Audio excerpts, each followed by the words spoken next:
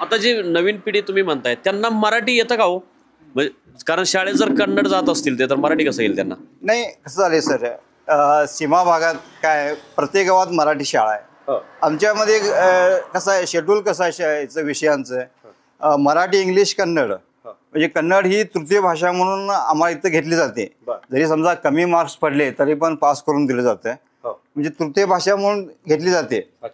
त्यामुळे कसं झालेलं आहे, तो एक विषय आम्हाला येतोय. पण तो कंपल्सरी आहे का? कंपल्सरी विषय कन्नड घ्यायलाच पाहिजेत. कारण जसं मराठी येतो, आता समजा कसं आहे, तुमचा आता हा मराठी भाग आहे, मराठी प्रथम भाषा आहे, द्वितीय भाषा इंग्लिश आहे, तृतीय भाषा कन्नड आहे. म्हणजे कन्नड हा विषय तुम्हाला येणारच.